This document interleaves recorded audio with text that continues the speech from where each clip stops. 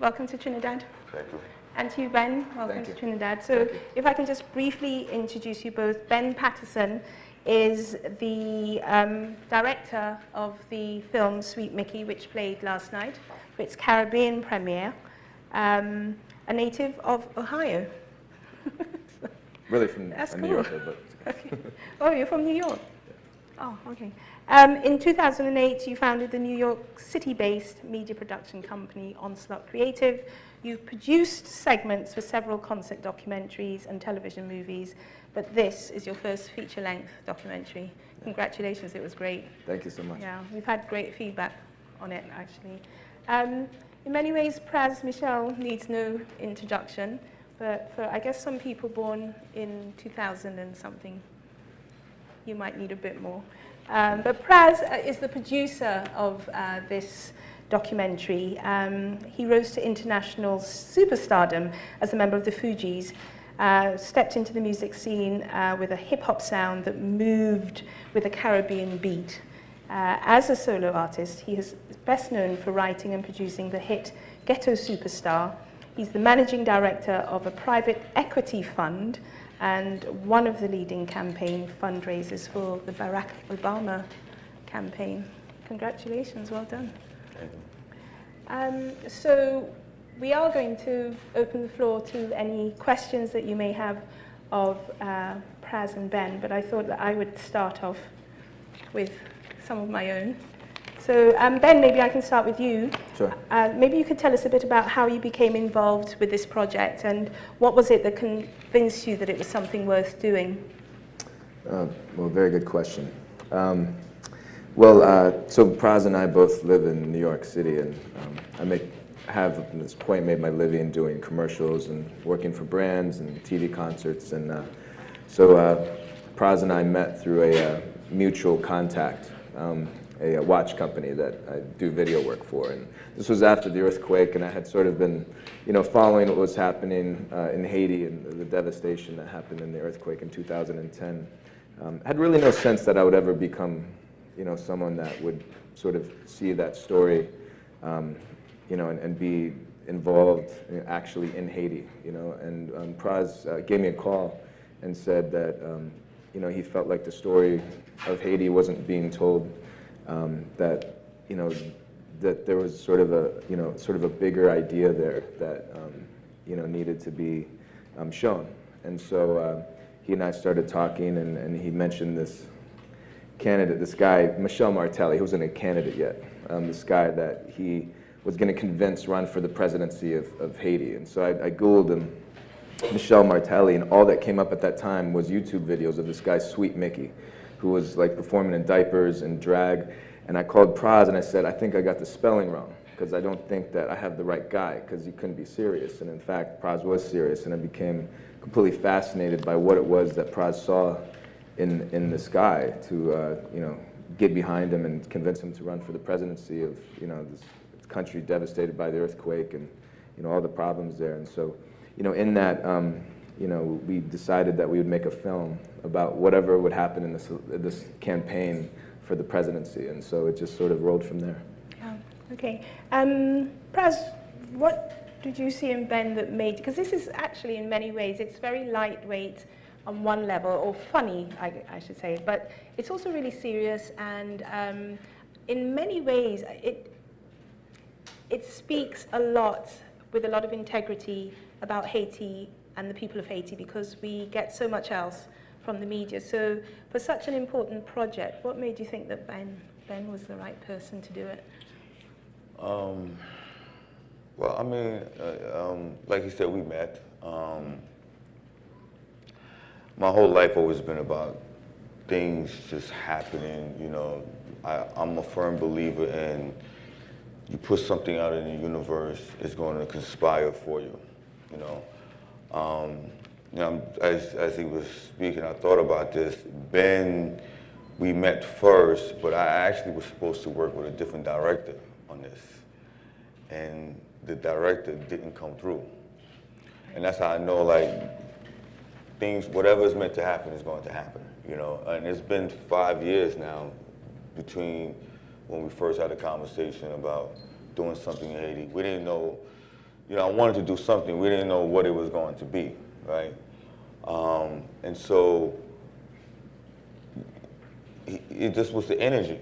And I remember I had to go to, we had to go to Montreal with Michelle, and it was something very sporadic, and it was like on a weekend.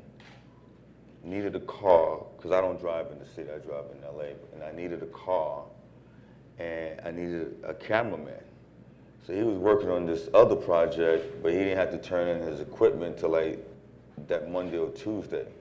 He happened to have a rental car, and he was like, yo, I drive you to Montreal, let's go. And got in the car and went to Montreal, and it's kind of like where it all begun, you know? And so, you know, it was just, it wasn't, I mean, the movie obviously, once we got to really making the movie after we shot everything, started to become serious. But making the film, it was just being shot. Like, he was just shooting everything that was happening. So it wasn't like, okay, we're gonna do this, we're gonna schedule this, and we're gonna shoot this, we're gonna do that. You know, I mean, obviously, as he was making it, there were certain things that he wanted to capture for me in the moment, so he interviewed me. But I still didn't really quite understand, you know, we didn't know what it was till we got there. But it was just, like I said, it just happened, and he just happened to be around. He took the initiative, just like I took the initiative. Because, you know, at that time also, I'm focusing on trying to get Michelle to win. Yeah. And so he is focusing on trying to capture every moment of it, if in fact he does win. Yeah. Because it wouldn't be a movie if Michelle didn't win. You know, it'd be like the guy who came second place, right? No one remembers the guy who comes second place, right? Well, I mean, that kind of leads me to it's a rough question. Yeah. I'll tell you that in advance. Right. But that thing about it wouldn't have been a movie if Clinton didn't win. I mean, one of the accusations, Michelle. One of the accusations has been, though, that Hillary Clinton and her team kind of influenced the outcome. No, I'm gonna say this to you. There's a scene in the movie, if you guys saw the movie, where there's myself, Sean Penn, and Bill Clinton. So Sean Penn came down to Haiti. He was supporting the Jules Celestin guy. Mm-hmm. Not supporting, but he was with the president at that time, Pras, right? So I went to Sean Penn and I said, Sean, I need your help. You know, I wanted to kind of like galvanize people behind Michelle. And Sean's like, I don't know, you know, I'm with Pras. I said, look, Sean, I'm telling you, this guy will be the next president. And at that time, he had just got kicked out of the first round. And people started to really, like, riot, protest. And he said, you know, is it real? Because, you know, some people, you know, like, if I'm a candidate and I want to show, like, you know, people are not happy, I might hire, like, 10 people here and have them just run down the Haiti. But it's fake. It's that you can't sustain that, right? Yeah. But Michelle, it was growing by the day. And so Sean was like, look, I don't know what to tell you, but let's go talk to Bill. I'm meeting with Bill. So happened, I called Ben. I said, Ben, I don't know what's going to happen, but I'm going to meet with Bill Clinton. You might want to bring your camera. But when he got there, they didn't allow him to roll the camera, but they allowed him to use his still camera, right? So anyway, so I'm sitting here with Bill, and I'm trying to, you know, and Sean warned me. He said, listen, whatever you do, don't get too aggressive with him. He is the ex-president.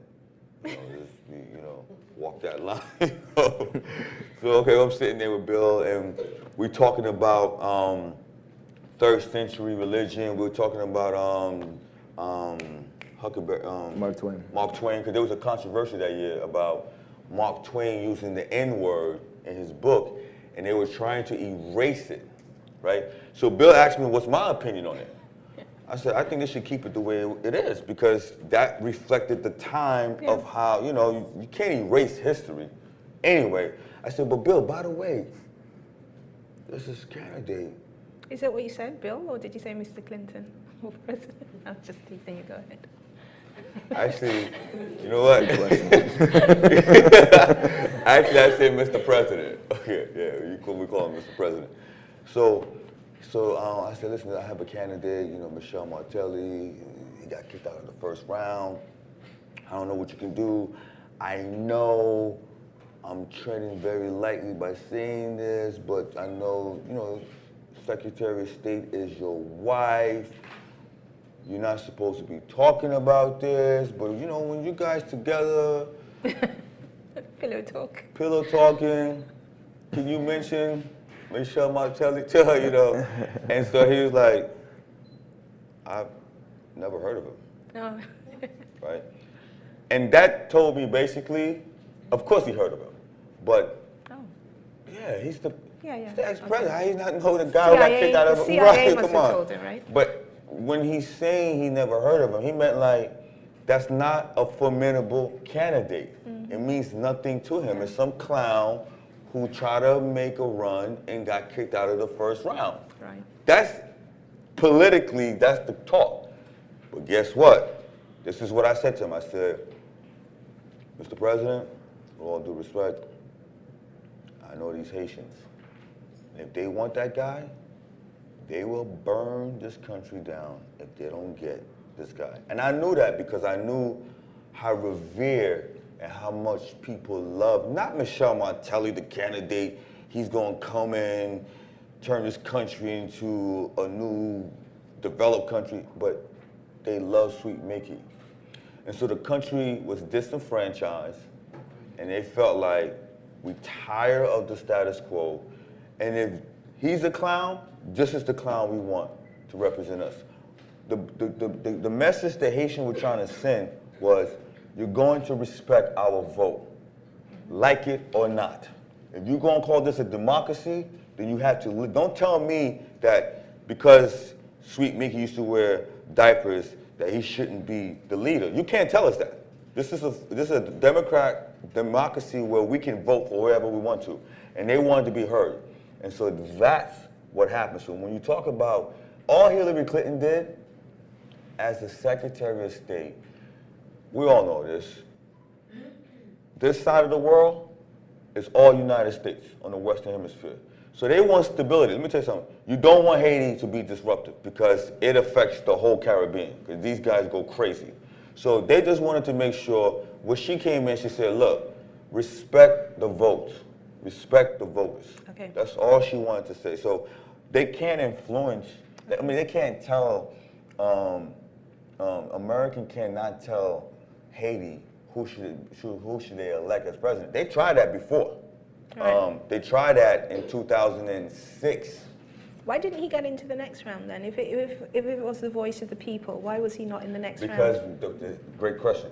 So you had the president at the time, the votes were rigged. Oh, right, yeah. It was rigged. So she was coming, that's why she came in. She said, look, I don't want a bunch of she didn't say it like that, but I'm just saying, I don't want a bunch of refugees on the shores of Miami. We don't want this, because you gotta remember, in 2005, it was crazy. I mean, remember there was one guy who had a missile that was threatening to shoot down an American airline plane, okay?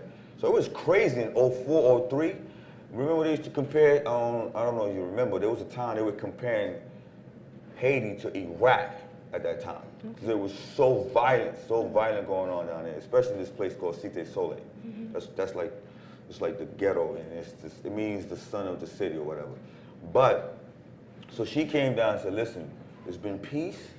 We want to maintain this peace, okay, for the good of everyone. And so now the electoral council, if you will, that governs and look over, they were like, based on their analysis, Michel actually should have went to the second round. All right, so if that statement you made, if they don't get what they want, they'll burn the city down, was that taken out of context? Because is that what caused you to be sort of pulled back a bit from being so in front in the campaign to Well, obviously it was taken out of context, but also I did it on purpose. Right. Because my strategy for Michel was to get him international recognition. Okay. Because if he didn't have international recognition, then what the government in Haiti, what they did, they would have gotten away with it. Okay, but did that mean that he had to distance himself from you? It wasn't there's him. A I spoke to there's a sense Michelle. of that. Michelle was like, I don't really care, Pras. But in terms of his campaign, yeah, his people and how campaign, that it would, felt like, I mean, it yeah. was good, you know, Okay. politics. All right, so there is a question. I just want to ask you one last thing, and then I am going to open the floor. What if Wycliffe had won? I probably wouldn't be able to step foot in Haiti. Nah, he wouldn't have won. He wouldn't have been able to win. Okay. Well, I mean, incredulous things happen in Haiti, right? It's not that, but you have to, politics works, you have to understand history and you have to understand people, right? And change does not happen until people's backs are against the wall. Right. And if you look at history, like if you look at American history, the Civil Rights Bill did not get signed until there was massive riots in Selma, Martin Luther King. When Martin Luther King got assassinated, the country was boiled up, so they had to sign the Civil Rights Bill. Prior to that, it was segregation. Yeah. So just like Obama, if Al Gore won in 2000, it would have been, I don't think Obama would have existed. Obama happened because Bush, people were like, we're tired, we went to war, we lost so much money. That's what, and so I don't think I just got up one morning and said, oh, I'm gonna pick this clown right here, any money more, and let him. I understood the earthquake, people being pissed off. Because you understand, we lost 200,000 lives, right? Yeah. One of the reasons why they lost 200,000 lives is because the lack of infrastructure. So the cars, the planes couldn't get in enough time to go help the people. Yeah. So all of that, people felt like, see, this is what we've been talking about. Look, if we go get the same politician, it's gonna be the same thing. Let's try this guy. Who knows? Maybe something miraculous can happen. It doesn't matter. We just know we're tired of this. We want this. Yeah. Okay. Hey, unfortunately, somewhat one question for Pras and one for Director thereafter. Unfortunately, you somewhat answered my question without knowing it just now. But in the last couple of years, I believe it was in the New York Times. It was a commentary piece on observing documentary filmmaking at the Oscars. The Oscars? At the Oscars. And one of the things that was being commented on was that documentary filmmaking and documentary filmmakers are now doing the work that investigative journalists are no longer doing. In that,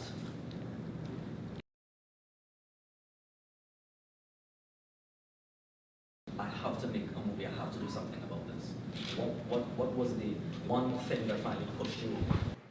It's when I saw the president, the former president of Haiti, his name is Pras. There was a CNN reporter that went to him right after the earthquake and asked him, what are you going to do now? He said, I don't know. I don't know where I'm going to stay. If you're a general, the leader of any group of people, if people don't have faith in you, how you expect to lead? So think about the Haitians who's thinking, wait, the president doesn't know where he's going to stay, then what's going to happen to me if he doesn't know where he's going to stay? And I was like, even if he didn't have anywhere to stay, you should never say that, because now you just destroy the confidence of people. And I was like, okay, I gotta do something. Now, mind you, I didn't know that something was Sweet Mickey, but I knew I had to do something. And for Director, it's one of the questions the director would ask himself before approaching any project is, what do I want to leave with the audience? What do you want to leave with the audience? Well, I think that that's something that sort of evolved over time because I didn't know how it would play out. And for myself, you know, the movie, you know, paralleled my in-the-moment experience of what was happening before my eyes and before the camera.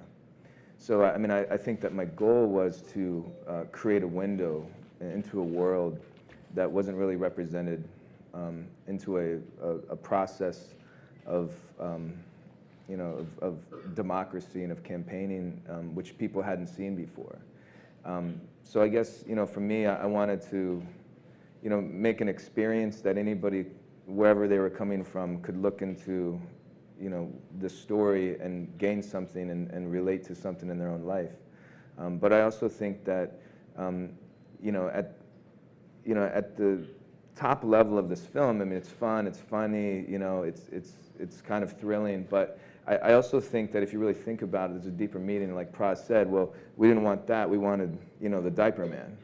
Well, that's not necessarily a triumph, you know, and in a way, it sort of plays out like a real-life satire, you know, in a way that it took a guy like Pras and a guy like Sweet Mickey to, you know, sort of uproot things, you know, for better or for worse. I mean, it just sort of really exposed the conditions of things in a country that, you know, has long, you know, suffered.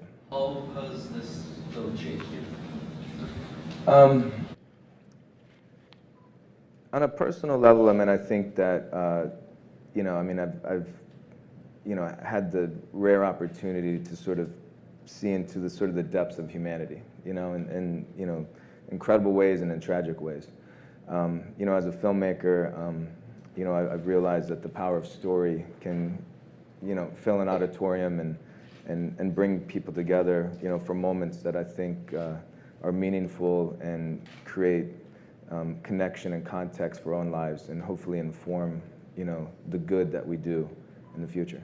I mean, it's one thing to sort of know the history of the country and to get involved in some way of trying to change things, but it's another to be behind the camera, actually recording these events and putting it together for it to come to life.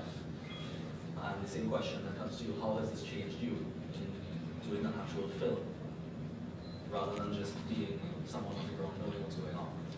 Well, I mean, when you talk about the medium of whether it be print, TV, film, those things last to the end of humanity, right? So I think the fact that he was able to capture the moment. I mean, it's one thing if I sit here and I say, man, think about it like this. If you heard about Michel Martelly, or there's a new president, say we never did this film. Most people would have just seen, oh, he used to be an ex-musician. Wouldn't have really known about his banters and what he used to do. But because of this film, you're able to see and you say, wow, this is the president after the earthquake. So it dives into a lot of questions and answers and whatnot. And how it changed me is basically, you know, all I ever wanted to do, you know, when I started the Fugees and, you know, Wyclef and I, all we wanted to do was to help Haiti, right? To give it a different, because I grew up in an era where I never understood as a kid. The first time I heard anything about Haiti, because I was born in New York, so I never really been to Haiti, was this epidemic called AIDS, right? So first they said it came from a monkey somewhere in Africa. Oh, no. It came from a woman from Haiti. But then after a while they came back and retracted it. But it's just, out of all the places that they can pick, they picked Haiti, right? And it was just weird to me. And I remember growing up in New York, you know, being Haitian was not cool. It was like, there were Haitian kids who came from Haiti that couldn't go to school months at a time because they would get bullied or beaten up at school, okay? And so all we wanted to do is help, you know, Haitians, blacks. You know, that was always, at least for me, that was always my motive. So doing this movie, it helped me to be, I guess, to become more conscientious. Not that I wasn't, but just, I guess it made me a better person because, and as you get deep into the politics of Haiti, you know, it's so frustrating. But I go to places in, like I just came back from Iraq. I was in North Korea last year. I was in Azerbaijan. I go to places in Africa. I go to different parts of the Caribbean. And what I see about Haiti is the same, when you go to these different places that used to be colonized, they all have the same theme. Used to be colonized, the only difference is, okay, Haiti's the first black republic, 1804. Wow, okay, cool. But for 200 years, it's just been nothing but disaster. But if you go to Senegal, Congo, the richest, resourceful country in the world. I don't know if you guys know, its untapped resources is worth more than the US and the European economy combined. It's $29 trillion. Yet there's a civil war that's been going on for like over 20 years, okay? It just doesn't make sense. There's 80 million people there. They said for the next 40 years, they could give every single individual family $2 million a year and the country would still be fine, okay? You can Google this. This is not even something I'm making up. And so Haiti, to me, represents all these different third world countries. You know, somebody said to me yesterday, as I was talking to someone, they were like, man, your timing couldn't be so much more perfect. If you came just 2 weeks ago, we don't know what would have happened with this election here. Because that means there's something about the film that resonated with them that they feel like mirrors. Oh, the election here? Yeah, the election here in Trinidad. I didn't even know there was an election here, you know. So going back to your question, so I don't mean to be long-winded, but it just, you know, Socrates said this. He says, the more I know, the more I realize I know nothing at all, right? So it comes from the more you learn, the more frustrated you get. Because maybe it's better if we just, and I think you mentioned about journalism and Yeah, that's right. It's the same. It's almost, I almost feel like maybe I shouldn't have gotten this deep. Because maybe I could have just gone on with my life and just, yeah, I know there's issues, but you know, you get frustrated. You felt that I have to do something. Well, you have to do something, but then you realize there's a system, and it's hard to fight this system, you know. Okay, can I just let somebody? There have been a lot of investment in Haiti in recent years, and Magella has been credited with doing some good stuff. But there have also been a lot of scandals that have surrounded his presidency. What's your relationship with him like now, and how do you feel about his presidency since you need to move? Well, I think a lot of people in Haiti probably feel the same way I feel. They just don't know how to express it. 'Cause I just went to Haiti last week for about a couple hours, you know. Michel Martel, well, Sweet Mickey, that's my friend. I mean, that's my guy. Love him. Michel Martelly, the president, not really.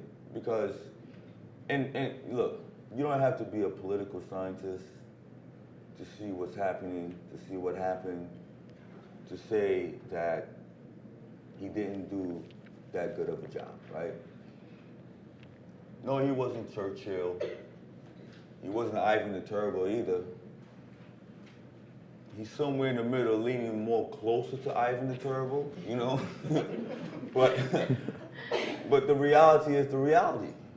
You know, the country, okay, he's done some good, but I think the good that he's done, any president that would have came in probably would have at least accomplished that. To me, you know, it's how you measure what good is. To me, the way I measure good is at least give Haiti the basic that I believe every society should have. That's infrastructure, education, healthcare, jobs. Basic. You don't have to make Haiti South Beach, Miami, you know, in 4 years. That's actually impossible to do. But at least start the basic. Start to eradicate some corruption. You're never going to eradicate full corruption in politics. It just doesn't work like that, you know. But show something, you know, and I felt like, and because people had so much faith and hope, they really thought this guy was going to be somewhat the answer to a long future. But, you know, ironically speaking, he actually still, his presidency has done a lot for Haiti, right? Because we're able to put a real microscope on Haiti. people are talking about him and what happened, the lack of, or what happened, right? So at least it's creating dialogue. At least you can start, you know, it's always weird when you walk in a room and it's that elephant in the room and no one wants to talk about it, right? But now that elephant, everyone is talking about that elephant in the room. So I think, to answer your question, Sweet Mickey is my guy. Michelle Martelli, eh. So is there going to be a follow-up? Oh, no. One final question for each of from here. Can we just let this young lady ask a question? Great, and we will come back to you. Please. I wanted to know, since you've been so close to him, did you get to advise him in any way? And would you be running for president anytime? Thinking about that? Yeah, in the beginning, you know, we spoke about a lot of things, gave him a lot of advice. But you know, the thing is, first of all, I'm not considered, I'm what they call diaspora. So Haitians in Haiti, they don't like diasporas. They're like, stay over there. Because they think we're better than they are, which we are. I mean, it's not, when you go abroad, there are things that you're learning. There's certain standards that you have that the people in the island as a whole don't have. It's just how it works, right? That's why it's a developed country and you're a third world country. But in Haiti, they don't want that because they stuck in their little bubble. Now, as far as me running for president, one, I never want to run for president. I'm too progressive to ever be a president. Because I don't believe in democracy, full-blown democracy, to a certain extent.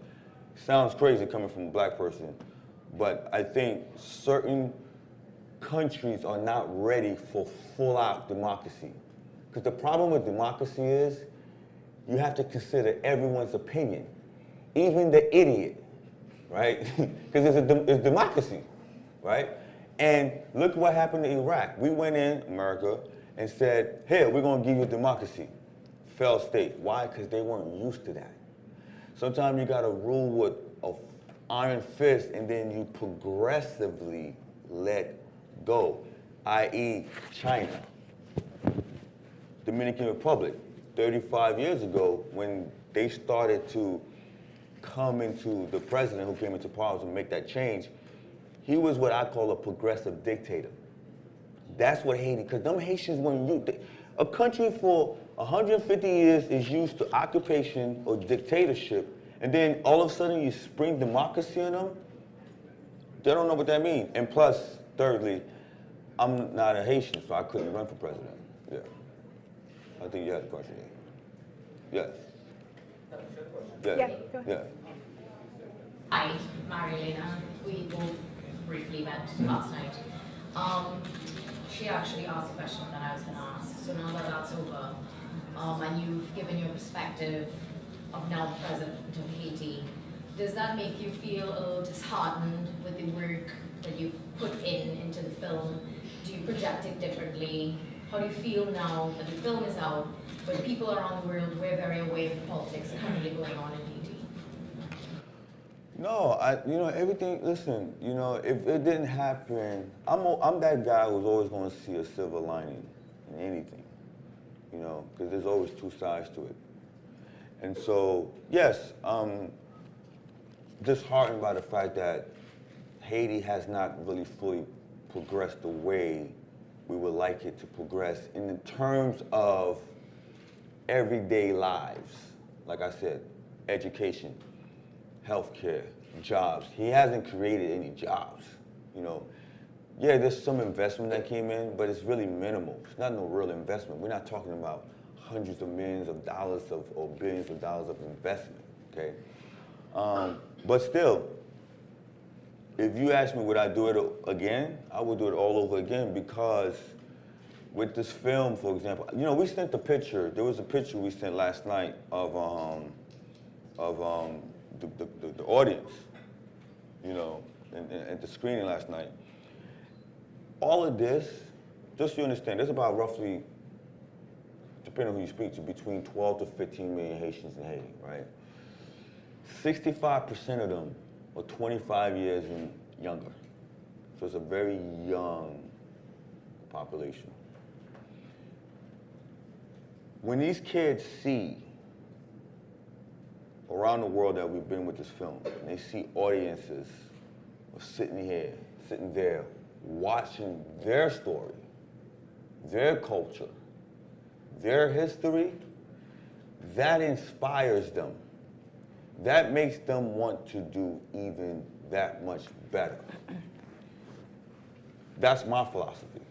You know, politics is very complicated, yes, but I always believe change comes within the people, okay? So, on the positive side, this film is a medium that will continuously, they'll be able to watch, people all around the world will hear about it, will learn, maybe we want to go down to Haiti. The next president 5 years from now might come from one of those, 65% and decide, listen, the way Pras and them did it, we're going to do it even better. We understand what that is. Now, I was making this example to someone here. I said to them, imagine if somebody, I love football, American football, right? And my favorite team are the Patriots. I don't know if you guys heard of the Patriots, but okay, Tom Brady. Imagine if Tom Brady was Trinidadian. This whole country would go blitz because he won Super Bowl. He's one of the best quarterbacks, right? That makes you feel proud. He's representing you. Just like you guys feel represented when Nicki Minaj go on that stage. Brian Lara cricket. I mean, that's another topic. Okay. But she still put Trinidad on her back. And she's one of the most successful female American artists out there. I mean, you may not like her antics or how she does it, but she's still represented. She could have acted like she's not Trini. She could act like she's from Brooklyn, right? And she didn't forgive the statement regarding HIV prevalence, and she exaggerated it. The what? She made the country song. She made the country Utter song turmoil. in utter turmoil, and she was not forgiven for that. Oh, God. I didn't know that. Yeah. Sorry. We like Rihanna. You can go to I didn't mean to say that. Sorry. We like Rihanna. Retract. But anyway, what I'm saying is, to me, on the positive side, I think, there's a dialogue going on. Look, and our movie just got distribution from a theatrical distribution in the States, and Showtime picked it up on cable, okay? And so, next month, I have a host of major network interviews set up for me for the release of the film, which is great because next month also is a Haitian election, right? So they want to also talk to me about the election that's coming up. Obviously, I'm going to talk about my film. So all of that helps. All I can do as a first American Haitian is try to do my part as an artist, and that is to kind of like expose, because the politicians are not doing it, and the media you guys get is the media comes from the States, and we all know what that is, but when you saw the film last night, it gave you a perspective that you didn't even know existed in Haiti. So you think it's more about the hope and the fact that anyone can cause a change and a revolution? Because I think I had mentioned last night that I'm also a Venezuelan citizen right now. There's a lot of political unrest. We have no free media, so we suffer from the same issue where there is no, the voice of the Venezuelans are not being spoken because we're being oppressed by the government. There's no free media. And I think that's, for me, it resonated that if anybody can just pick up and decide, what, we're fed up, and there's millions of us who are, who's to say that just one person, it just takes one person to create that catalyst for a revolution and a movement to do that. So I just wanted to make sure that you guys are still positive about. No, I'm still positive because you're right. The result, Listen, let me say this to you. Like, you from Venezuela, right? So you see this. All it takes is one person from Venezuela to see this film and say, wow, I'm moved. Because you gotta remember, the government control us based on fear. But they can't control the whole population. If people get together and say, enough is enough, and that's what Sweet Mickey represented. Yes, everyone know, look, like I was telling someone, the Haitians aren't stupid. They know who Michelle Martelly Sweet Mickey is, right? they would hope, you know, maybe something great could come out of it, but that wasn't the point. The point was, you have to respect our voices, period. So imagine you inspire, you talk to some friends, family, and somebody decide that all it takes one person, because look, in Venezuela, all it takes is one person to say, to galvanize everyone else. And that government has to listen. We tried, it's just the officers arrested, people are killed. Of course, but I'm saying at some point, look, okay, I'm gonna give you another great example. I mean, right now, try, maybe you can give me some advice. I'm gonna give you an example. You can do it afterwards, the advice. You know what's our version of Sweet Mickey in America right now? Donald Trump. People, but see, don't laugh. Everybody keep laughing. But you can't not laugh, because think about this. The voice of speaking, the people saying, yeah, he may not be the best thing for us, but you can't keep telling us, you can't give us two devils and say pick the less of the two. Yeah. We're gonna pick who we want, okay? Because we disenfranchised. That's what the point is. The point is, sometimes you might have to go to the extreme just to bring it back to center. Yeah. That's the whole point I'm trying to make. My name is Callie, I'm a resident Slam from Guardian Media. My question basically is this: when you both began doing this documentary, what was the intent that you wanted to leave with the audience, and how has it changed now as you've completed documentary? Is it the same intent? I mean, I sort of answered this, you know, in the previous question, but you know, we wanted to create a window into you know, a story that otherwise wouldn't be told, and sort of an experience in a campaign that was sort of a unique lightning in the bottle. I mean, I think that one thing, you know, Pras sort of hit on is that you know, campaigning for the presidency and running a country are two vastly different things, and you know, it would have been impossible to know how good of a president he would have been. So that was one part, and it's also why the intent was to end it with, you know, the end of the election. Obviously, he wins, but I think for me, what I've realized is that he did create this real sense of hope that, you know, anyone could get involved in the process and be validated, and as someone who, you know, has the potential to sort of lead and represent, you know, the country. So I mean, I think in that way, you know, the hope that has been given to the youth there to show that, you know, that they have the potential to step up. But also, I think this is an experimental. It's unfortunate that we have to experiment with people's lives, but I think also what Sweet Mickey does, and Donald Trump, for example, when you look at these candidates and these guys, you learn from them. So you say, okay, look, the status quo, we're not happy with that. But we also don't want to go to this extreme. So how can we take what's good about the status quo and what's good about this extreme sense of politics, and how do we combine the two? Because I think for a long time, politicians in the status quo took everything for granted.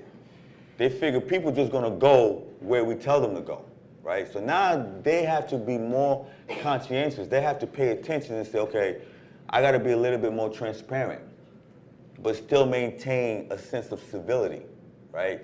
I have to address more of the issues, and I have to, not only that, but I need to make some results when I get in, because, or else that's going to happen again. And I think that's what, I think, and plus, when we made the film, what we also wanted to do, because at the end of the day, we're not politicians. We just people who are concerned, but we are creative people. We entertainers.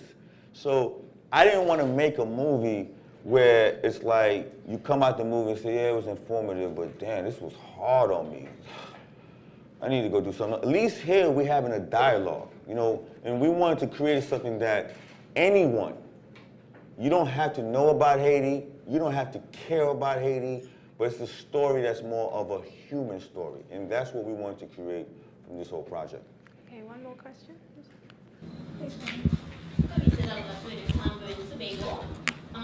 We recognize, as you stated, politics is something that is complicated.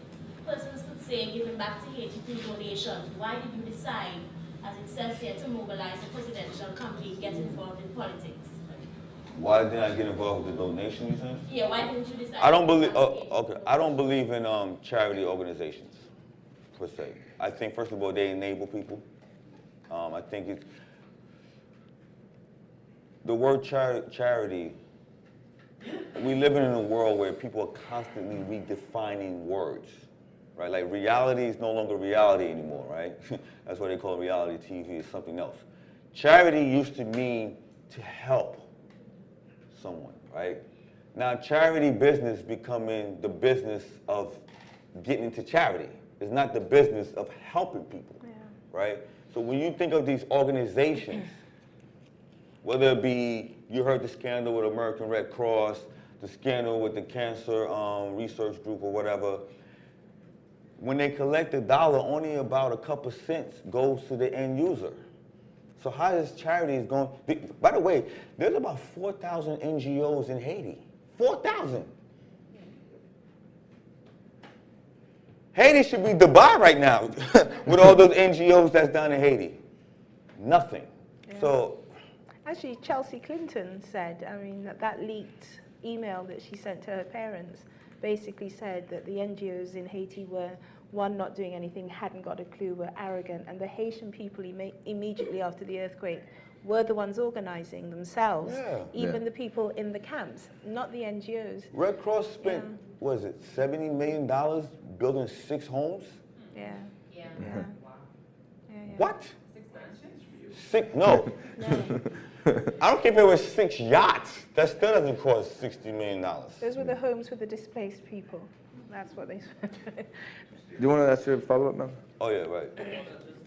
So, a brief answer, one each final question. CARICOM leaders have often been criticized as relegating Haiti as a bastard child of the Caribbean. Trinidad and Tobago is one of the most, if not the most resource-rich Caribbean island with oil and gas, and lots of money flowing, etc. Relatively little, according to political analysts, has been done in the way of aiding the CARICOM brother in its development. What would you advise CARICOM leaders to do regarding it? Oh, that's a loaded question because, see, this is why I couldn't be president, but I'm going to say this to you. You have, and I heard about that, so you have that issue, you have the Dominican issue, obviously, with the border. You have, the Haitians have the issue, obviously, with the states, the way they treated the refugees and all that. I don't put the blame on anyone except for the leadership of Haiti, period. And the reason is because, look, the reality is this. We live in a world where you have to display your worth and your value. If you don't display it, how do you expect people to respect you? So this should be a note to the future leaders of Haiti. If you don't show that you're trying to progress your country, you're trying to take it to a place where to become sustainable, how do you expect, why would Trinidad want to help Haiti? Who cares? You got 14 million people living on an island. You can't do for yourself? You can't create jobs? Why is China so powerful? Because of the population. They realize we need to create a middle class, and they've done that in the last 10 years. That's why they're the second largest economy in the world. The only reason why America's ahead of China right now is because it's in our culture to consume. That's how we've been taught from 400 years ago. So because of our consumption is what makes us the largest economy in the world, right?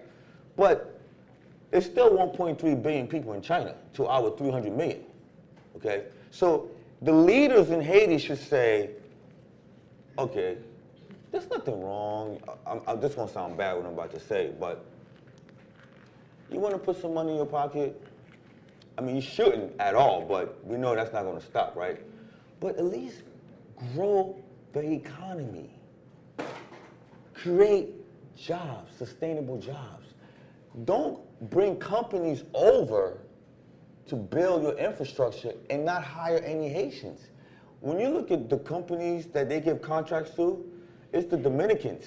And when the Dominicans come to Haiti, you know what they do? They bring all their equipments, all their infrastructures, all their people.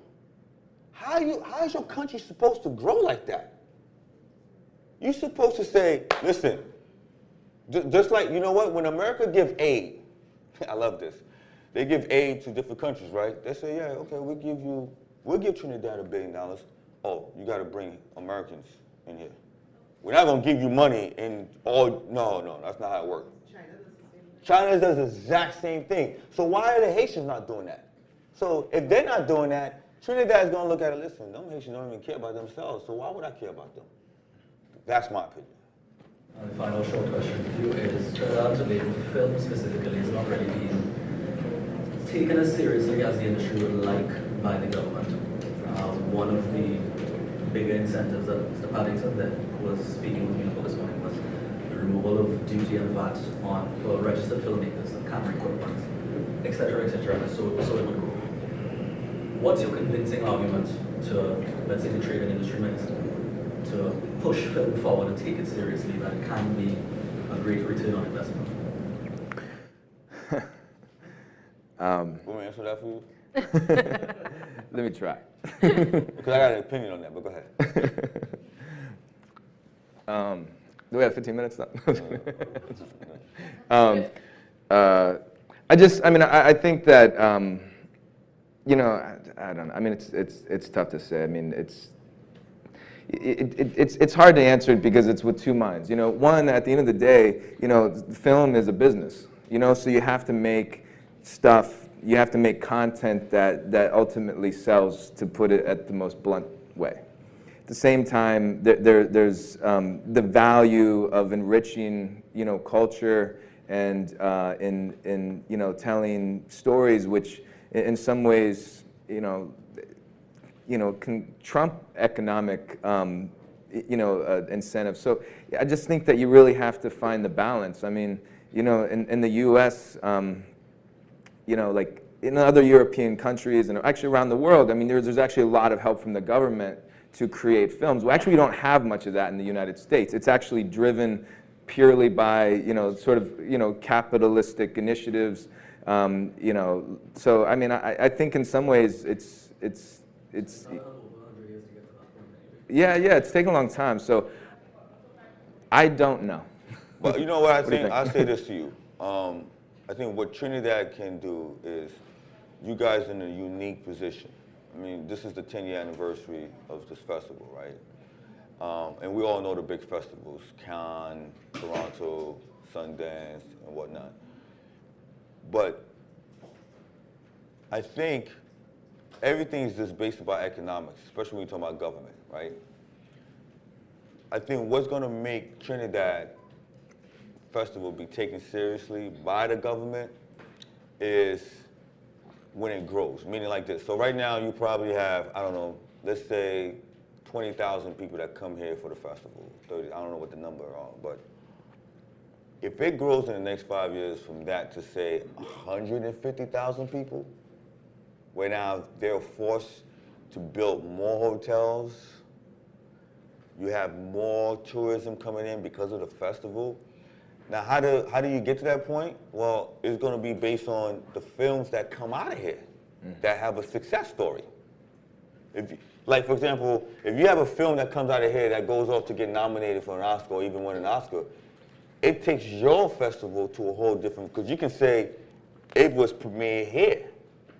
And then all of a sudden, everyone's going to want to be, because there's always going to be people making films every day, and people just want to get exposure.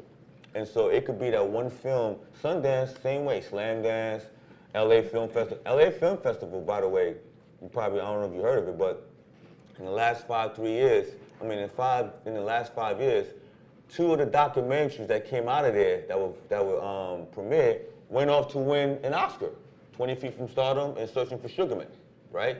That's why when you go to LA Film Festival, they take the whole downtown Los Angeles because they display their value and they brought in more economy. I said this yesterday, I spoke to someone, I said, this could be, like, Trinidad can conquer the whole film festival in the whole Caribbean, and even maybe South America. parts of South America, because I'm impressed by the organization and what's been going on. And we've been to a lot of festivals, he can tell you, and this is one of the for the Caribbean. I thought I was coming here, somebody's gonna come here, bring me on a horse, and we're gonna go to like. You're Haitian. You know better than that. No, I know. I'm just saying. You know better than that. I'm just playing. I'm just playing. But no, compared to developed countries, I put this on a, you just don't have the 100, 300,000 people coming in right now. But I mean, I think it's for the Caribbean. This is well ran, and I think it's gonna get there. Right.